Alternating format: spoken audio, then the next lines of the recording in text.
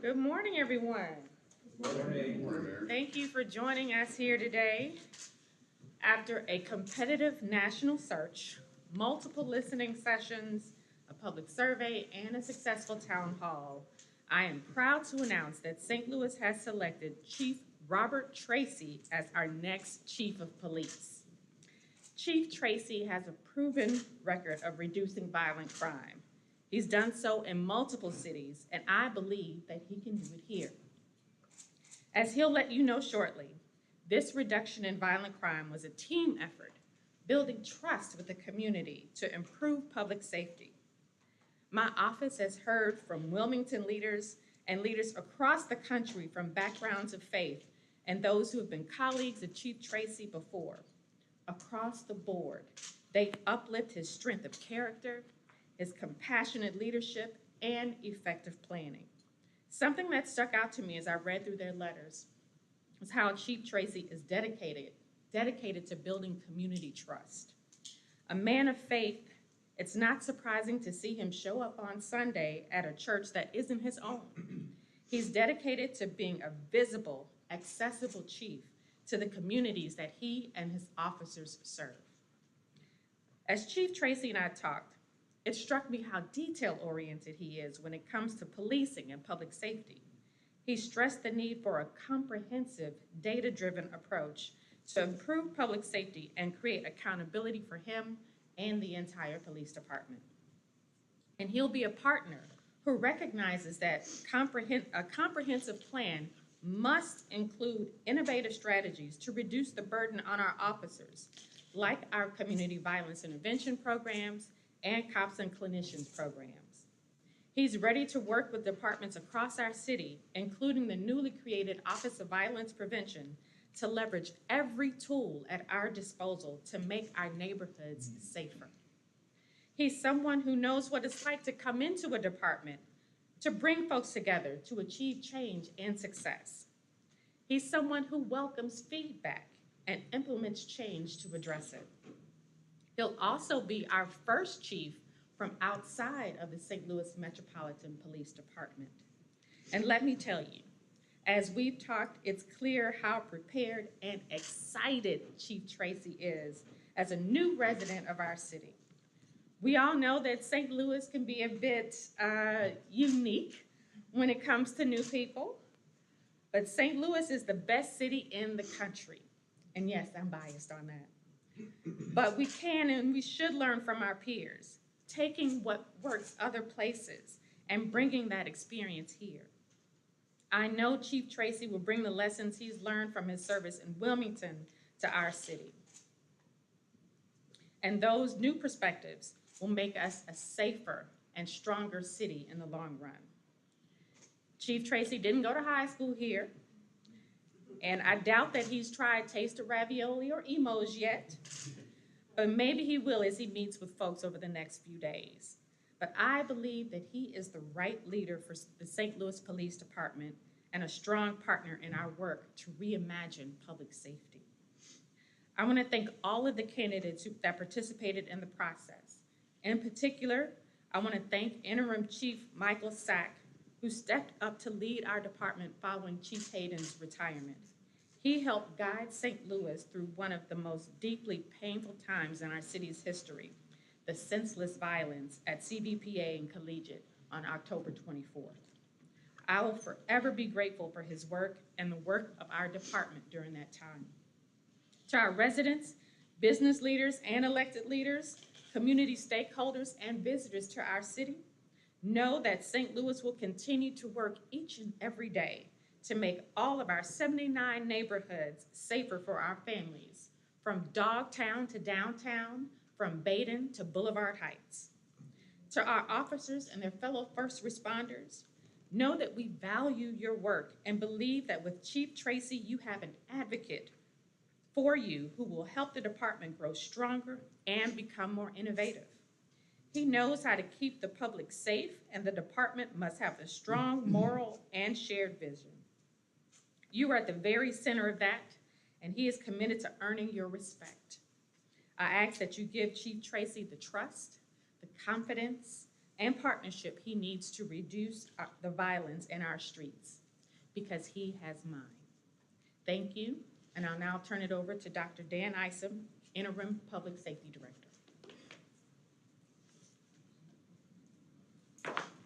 Good morning. Morning. Thank you, Mayor Jones. I'm honored to join Mayor Jones and pleased to announce Robert J. Tracy will assume the vital role of Chief of Police on January 9th, 2023. The Department of Personnel received more than 40 applications in a competitive national search for this position. Per our civil service rules, the department weighed the candidates against qualifications outlined in the job posting and passed along the names to the Department of Public Safety. Then we met with the candidates, gave them a tour of the city, and had a town hall and reviewed the feedback from that town hall. Then the mayor and I discussed our options, and we chose Chief Tracy. This is the right decision for St. Louis. As the former chief of police, I know the qualities of a strong, strategic, and committed servant leader is the right fit for our community. Chief Tracy has experience reducing violent crime while building community trust across neighborhoods, racial lines, and zip codes. In the next coming months, Chief Tracy will communicate his vision for the department. I have the confidence that Chief Tracy will lead the department with integrity while upholding the values and principles of our police department and our city. He has received several community support letters from various religious and interfaith leaders and minority organizations from Delaware in support of his selection as Chief of Police. Chief Tracy will meet with command staff and other community stakeholders as he prepares for this new role. Personally, I also want to thank Interim Chief Michael Sack for his dedication and hard work while he served the department after the retirement of Chief Hayden. I also want to thank all the officers of the St. Louis Police Department and the staff for the hard work that they do every day. I also appreciate the hard work of the personnel department in running this competitive national search. And now I have the honor to bring up Chief Tracy.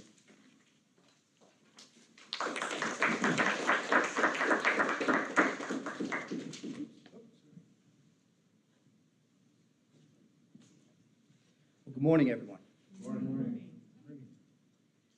I would like to thank Mayor Jones and Director Isom for the opportunity to lead the St. Louis Metropolitan Police Department. I sincerely appreciate the confidence they have in me, and I look forward to getting to work. When I interviewed for this position, I was impressed with the mayor's leadership and vision for St. Louis, and I'm excited about the opportunities ahead. Although I'm not from St. Louis, I've had the opportunity to tour the city, and I've done some research. And I know that in some short time, this city will feel like a home to me.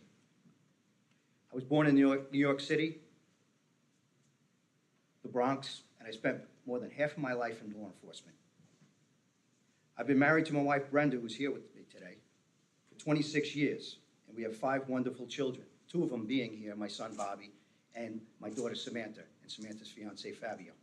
She's from Chicago, he's from Cincinnati, so they come from different areas. They drove in for this, and my younger ones are at home, probably watching this event live. That would be, I can't forget their names, that would be John, that would be Joseph, and that would be Brendan, all right? Hello, guys. Behave yourself. My wife and my family know that in my heart, I am, and I always will be, a proud police officer. Police work is a noble profession. It's my calling. It's what I love to do, and I am honored that I've been asked to lead this department. Without my wife's support, today, this would not be possible. Thank you, Brenda. I would like to tell you a little bit about my journey in law enforcement. In 1984, I started my police career in the NYPD, and I rose through the ranks to the position of captain. I led many tactical, strategic, prestigious units throughout my 23-year career in the New York City Police Department. I work for and with many great men and women, and I've learned a lot on how working together with the community, so much can be accomplished. I plan to do that here in St. Louis. I retired from the NYPD and worked in the private sector for a few years, but I missed police work, and when I had an opportunity to return to policing in Chicago, I did not hesitate. During my 5 years in Chicago, we made great strides in crime reduction. From 2011 to 2015, Chicago experienced the lowest homicide rate in 50 years and the lowest overall crime rate since 1972. I then had the honor of serving the city of Wilmington from 2017 to today, and I will be stepping down shortly as soon as I take my position in the St. Louis. When I started my work in Wilmington, it was dubbed Murder Town, USA by Newsweek. Murder Town, USA by Newsweek. However, by January of 2019, the headlines read, "From Murder Town to Turnaround Town," because Wilmington finished 2018 with a 56% reduction in shootings and 41% decrease in homicides. And as of today, overall crime is down by 27% from when I started in 2017. And most violent crimes, including murder, is down 50%, rape down 83%, and robberies are down 54%. This was not an easy task.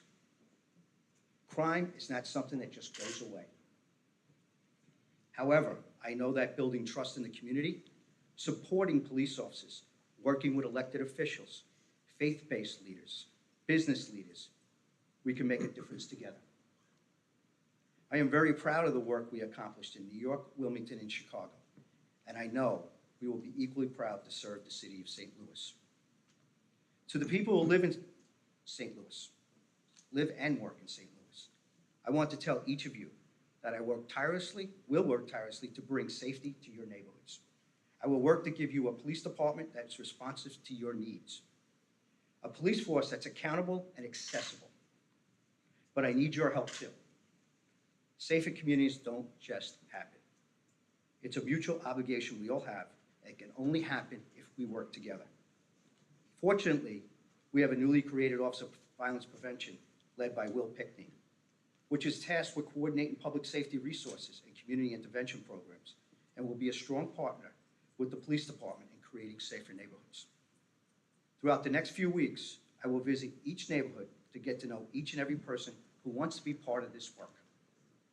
I look forward to getting to know the citizens of this great city, and I know together we will do great things. To the police officers of the St. Louis Metropolitan Police Department, I look forward to getting to know each of you. I will work to ensure you have the best training, equipment, and supervision you need to do to get your job done. I believe in you and the work that you do, and I will foster an environment that is supportive, inclusive, and meaningful. I know police work is not easy, and sometimes it can be a thankless job. But you became a police officer because you wanted to make a difference. So together, we will make a difference, and I'm excited about getting started. To the federal, state, and local law enforcement and criminal justice partners, I have enjoyed great collaboration, relationships, and successes in New York, Chicago, and Wilmington, and I look forward to having those same relationships here in St. Louis. To the elected officials, I would like to say that my door will always be open, and I am confident that yours will always be open for me. I will work with each of you to ensure that St. Louis is a safe, vibrant city to live and work in. I have great confidence in this city and its citizens, in the police officers, and in you, the elected officials, and I know that together we can make a difference. And finally, I'd like to address the business community. These last couple of years have been challenging for businesses everywhere. I fully understand that a city needs a thriving, growing business community that in turn supports everything government does for its citizens. And I will work collaboratively with you to support your needs to ensure that you, your employees, your customers are protected and able to serve the needs of our community. And again, thank you, Mayor Jones. Thank you, Dr. Isom, for your confidence and trust. I will not let you down, and I will not let down the citizens of St. Louis. Thank you. All right, thanks, everyone. So we have some time for some questions. Can you please address your question to the person you would like to answer it? I have a question for Chief. That was going to happen. Go ahead. Hi, Brian Mead of St. Louis Public Radio. Welcome. Thank you, Brian. Earlier this year, the Wilmington City Council took a symbolic vote of no confidence that focused on the lack of transparency and diversity in the department. Transparency and diversity are issues that we see here in St. Louis as well. What reassurance do you have to the residents and to the people of the department that that will be something that you will be able to tackle? Right. First of all, my core values is about transparency. You'll see that as I go along. I'm all about values of diversity within the department, and you'll see by some of the numbers that are posted out there. These things all came out at a time. I have a very diverse command staff, and I've made promotions where I can, and it's more representative than the demographics with the city. Our last couple of academy classes were over 80% of persons of color, which is incredible during this time to get a full academy class and be able to do that. So I listened to what our elected officials have to say. That was very short-lived. We actually sat down and talked about these things to make sure that we were doing the things that our community expected. The community, in return, also supported what we were doing as far as getting the diversity, the transparency, and the things that we were doing. So that was an issue that was about 11 months ago. Has not been an issue since then, and it really is being resurrected only because I've taken this position. And of course, that would be coming out, and you would need to ask that question of your new police chief here in St. Louis. Chief, what do you want to do to lower violent crime here? Kevin Killeen and Wex, you mentioned you lowered it in Chicago and Wilmington. What's your template that we might see applied here on the streets? Well, there's really good plans out there. There's plans that we've done in the past. Certainly, those are the things that I'm going to look at, what we're doing here already, what we need to possibly change. And I really have to sit down with my leaders of the police department, leaders of the union representatives, and even the police officers themselves to see exactly what the needs are, put that in an overall plan. So I promise you, there will be a transparent plan that'll be out there, but I have to get out and look under the hood to make sure that I see what's going on, and I know the issues that are here. Well, can you tell us, a quick follow-up, how did you do it in Chicago and Wilmington that we might see pattern here? Well, it first starts building community trust and also building the trust of your police officers, building the morale, making sure that there's procedural justice, police legitimacy internally within a police department. And they have to know what the plan is. First, you have to be able to educate people on what you're looking to do. You got to implement it properly.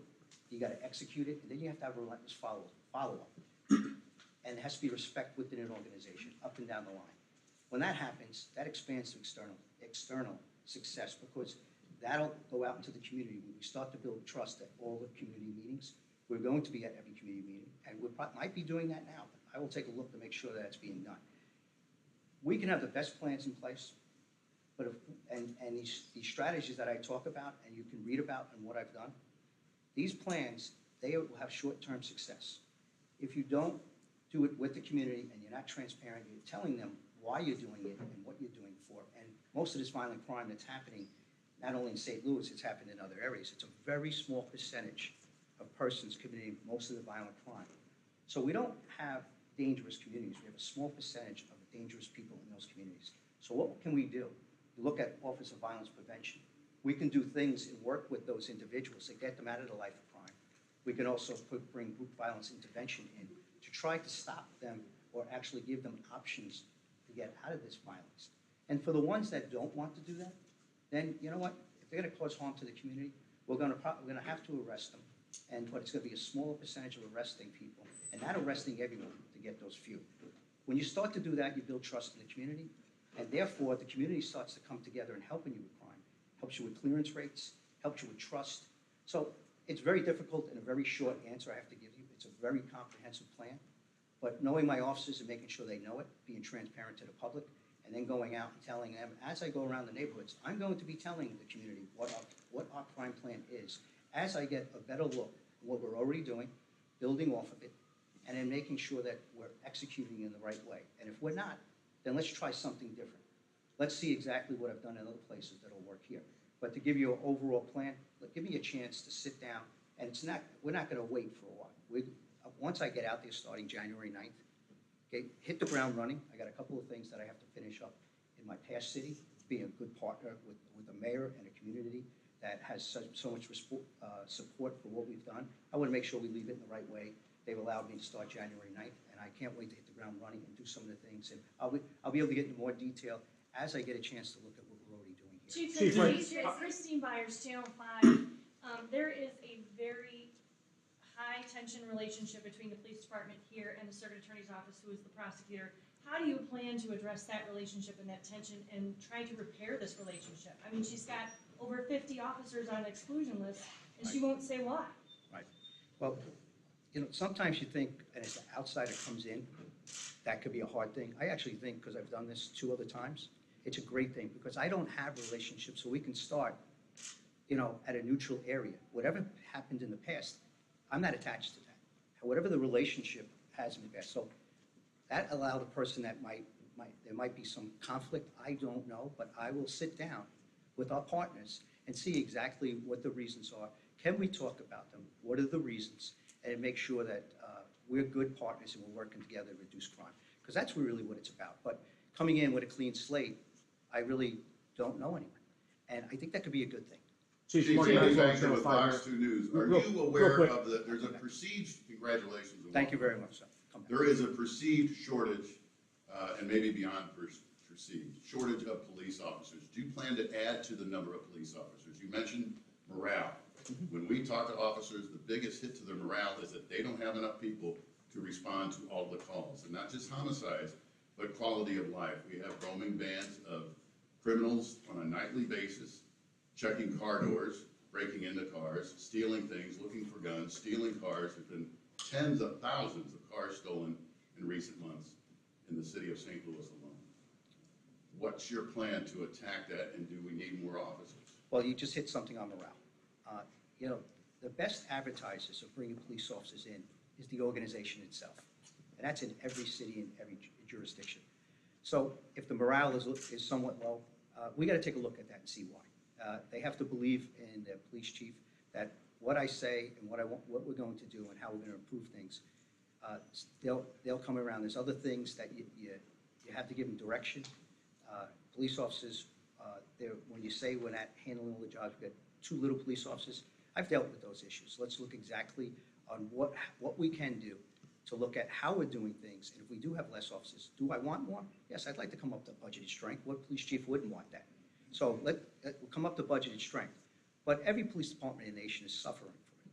But I believe the things in the morale we put in place and the diversity in Wilmington, I wasn't having those issues, and our officers weren't leaving. We were getting more officers coming when my surrounding county and my state were actually asking officers to do lateral transfers, and they would give them $10,000, $20,000 signing bonuses and a take-home car, which we couldn't do in the city of Wilmington, right? None of my officers left. Because if you set up an organization where they're proud in what they're doing and they believe in the mission and the community trust is there, it starts to be a groundswell of building up morale, which helps in the long run recruiting more police officers. And then I think I could put some things in place. If we're down officers, I'll look at exactly where the things that we can move some things around. We can look at calls for service. We can look at the amount of calls for service we're doing. Are we going to unnecessary calls?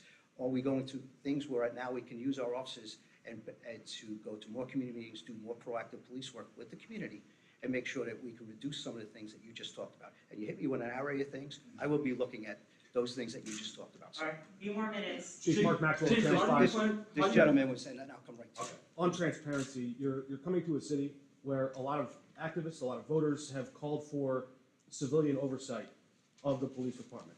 Transparency can be uncomfortable, but what is your attitude toward civilian oversight specifically, and will you be an ally to those people who feel the police department could have more oversight from the people who live here?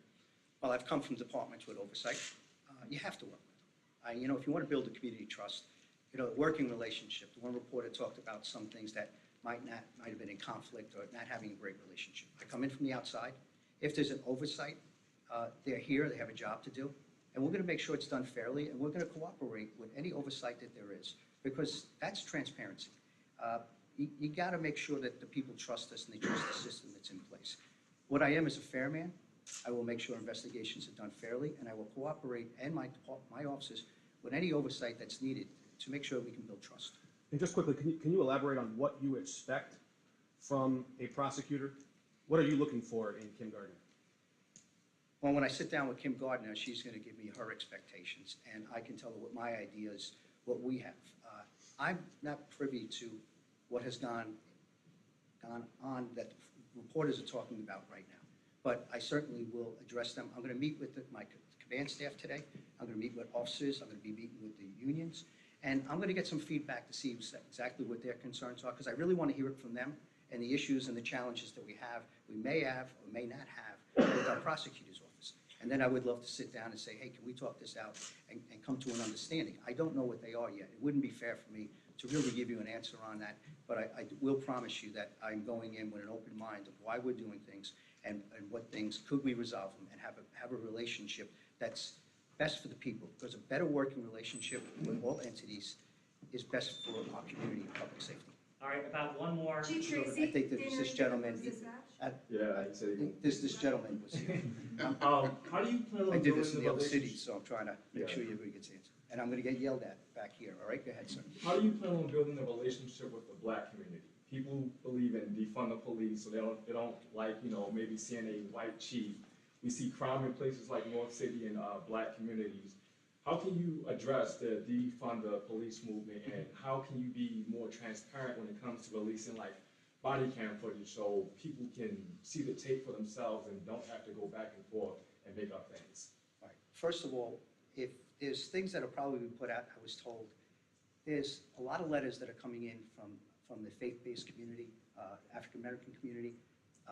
Sorry they're losing me because of the relationship we built and the police department built with them. And they'll say they've never had that before until an outside chief, I was the first outside chief in a 250-year history, a little over 200-year history in Wilmington, Delaware. So I'm kind of going through the same thing. How can this person connect with the communities? Because it's about sincerity of the heart and the actions that you do. And it's about trust builds by having face-to-face conversations and not just lip service. You got to make sure that you follow through what you're doing. And if you read some of the letters that came out, I was humbled, and actually very, very humbled. I knew I created a good relationship with the community and community of color, but it was overwhelming to get those letters in support of me being a candidate. No one knows until this time, but as a candidate, they basically were writing letters to our mayor saying, you need to hire this guy because he understands it. So I'll let you read that, and you can make your calls out there. It's coming from me. I'm talking about third person calling in support of this police chief. As far as when it comes to transparency and some of the things that we will probably can have controversial incidents, I'm going to have to work with, have to take a look at, I've seen incidents that have happened out here. I did do my reading, how we have a process in place and how we handle it. I'm going to have to take a good look at those things with Dr. Isom. I want to make sure we got a use of force unit. We got to make sure how we put those things in, and then it comes back to working with the prosecuting attorney where they stand on it, because you have to work with the partners. If there's going to be an incident, you just talk about reviewing video. Let me give a chance. There's different policies in different places and state laws that are in place. I'm coming into a new state. I have to review all of that, but I promise you we will be fair. It will be as transparent as possible working with our partners. And I will tell that to people. And I did make phone calls whenever we had incidents. That group that I had to build trust in, that didn't trust the police historically for the right reasons, we didn't do the right thing for a lot of years. When we had civil unrest after the George Floyd murder, the first time in my city, it got pretty bad. There was a lot of outside influence. We were able to take that city back, but never allowed it to happen again. We didn't turn out, I don't want to mention the other cities, it's not fair, but the city is still suffering through that. When they came with 3,000 protesters, we spoke with them. We spoke with advocates that were defund the police advocates, but you got to have that conversation. And that's what we did. The faith-based leaders and the areas we thought was most vulnerable, they stood arm in arm. And as I deployed my officers throughout the city, and I brought the state police and the county police in, and we coordinated, but we took the critical areas because we know the community and it should be served by us. The faith-based leaders all came out that day, and I assigned them. They all came out, and they stood on those critical posts where we thought we'd have the biggest issues. And that, to me, I did an interview last Thursday on a cable show. And that was one of the highest moments of showing that we've built trust and we work together and make sure that our community is not going to be harmed for ones that are not doing the right thing. And we all came together, and that's defund the police, That's our faith-based leaders, that's the whole community came together. And my officers, why I believe the morale is so good in Wilmington is because our officers have been told all during these protests and civil unrest, and they were told, our community kept saying, we need you, we care about you, and all they really want, continue doing what you're doing, and do respectful, fair, constitutional policing, and treat the community with respect. It comes back 10, 20-fold, and our officers saw that. So they don't feel that our community, and my city is almost 65% African American. So it's a majority-minority city. And we're able to gain that trust, police and community, and come together. It's not perfect. I'm not gonna sit up here and tell you, because we gotta work on it every day, and then one incident is controversial. We can lose that, and we have to build it up. We have to work on that every single day. And I know, and I'm gonna get cut off, but I know you had one more question. You had a question. Sure, Danny Reed from Sure. Dispatch, welcome. And we've covered a lot of ground, so I think the last question should be, why St. Louis? Why St. Louis? I think of divine intervention. I think of a time and an opportunity for a city that I did my reading. I saw how much hope. I saw a lot of the articles. And there's a lot of places that I could have applied to. And this is the only place I did. And the reason being, I wanted to be a good steward of the profession I'm in and a good mayor that I work for. And we accomplished a lot in the city of Wilmington. I wanted to make sure we got out of the pandemic. I wanted to make sure we got out of the civil unrest and finish where we are almost 6 years with a 50% reduction in murders, shootings, 27% reduction in crime, almost a 60% homicide clearance rate, which is higher than the national average. And these are the things, and my officers were left in a good place, and I said this at the town hall. Hand the keys over, not under duress where you're losing the chief, where there's controversial shooting, they're fired. Hand the keys over when things are going good, so the next person can take the keys, run it, and keep that city safe in cooperation with that mayor. And then I saw the same opportunity here, spoke with my wife Brenda, and said, let's go to this city. You know, they get bad reputations. Wilmington had a bad reputation, or some people get a bad reputation. I didn't think that about this city, and I'm very excited and very humbled that the mayor would take a chance on me, and so would Dr. Isom. I can't wait to get started, and I'm so happy to be here, starting a new place and hoping to replicate what we did in other places. How long are you All right, here then, for? How long are we you here gotta for? go. A The length meetings contract? of new other elected officials start now. Thanks, everyone. How long are you gonna be here for? Do you have a duration? I would hope to be here for a while. You know, I hope to be here as long as the mayor and Dr. Isom want me here, and the community. Do you have a All right, contract? thanks all. Thanks all.